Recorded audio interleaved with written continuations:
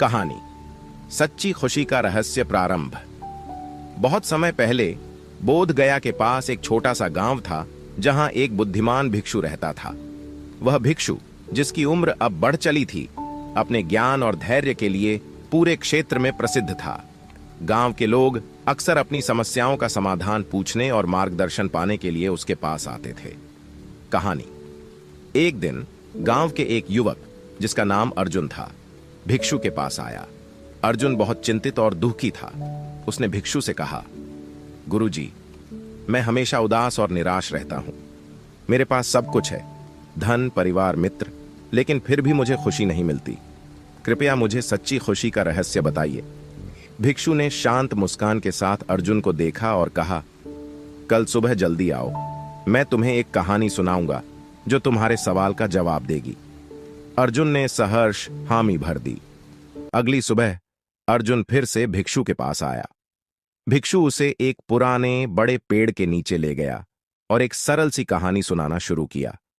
एक समय की बात है, एक राजा था जिसे अपने राज्य में किसी भी चीज की कमी नहीं थी। फिर भी वह हमेशा चिंतित और असंतुष्ट रहता था। एक दिन उसने एक बुद्धिमान साधु से मिलने का निश्चय किया और उससे पूछा, मैंने सब कुछ पा लिया है, फिर भी मैं खुश क्यों नहीं हूं? साधु ने राजा को एक कांच का प्याला दिया और कहा, इस प्याले को लेकर नदी के किनारे जाओ और इसे पूरी तरह से भरकर मेरे पास वापस लाओ, लेकिन याद रखना, इसमें से एक भी बूंद नहीं गिरनी चाहिए। राजा ने सावधानी से प्याले को नदी से भरा और वापस आ रहा था। जब उसने देखा कि रास्ते में उसके राज्य के लोग खुशियों से झूम रहे हैं, लेकिन वह उन पर ध्यान नहीं दे सका क्योंकि उसका पूरा ध्यान प्याले में पानी को गिरने से रोकने पर था। जैसे ही वह साधु के पास पहुंचा, साधु ने पूछा, राजा, क्या तुमने रास्ते में अपने लोगों की खुशियां देखी? राजा ने उत्तर दिया, नहीं, मेरा ध्यान तो सिर्फ इस प्याले पर था। साधु मुस्कुराया और कहा, यही तुम्हारी समस्या का उत्तर है। तुम अपनी जिंदगी में केवल अपनी चिंताओं और समस्याओं पर ध्यान दे रहे हो, जबकि असली खुशियां तुम्हारे चारों ओर बिखरी हुई हैं। जब तक तुम अपने मन की बाधाओं से मुक्त नहीं होगे, तुम सच्ची खुशी नहीं पा सकोगे। निष्कर्ष। अर्जुन ने भिक्षु की बात को गहराई से समझा।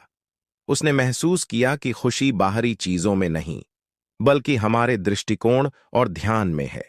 उसने तय किया कि अब वह छोटी छोटी खुशियों को महसूस करेगा और अपने मन की शांति पर ध्यान देगा। उस दिन से अर्जुन ने हमेशा मस्त रहने का अभ्यास शुरू किया और धीरे धीरे उसने सच्ची खुशी का अनुभव करना शुरू कर दिया। शिक्षा।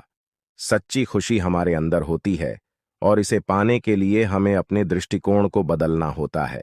हमें अपनी चिंताओं को छोड़कर वर्तमान में जीना सीखना चाहिए और जीवन की छोटी छोटी खुशियों को अपनाना चाहिए।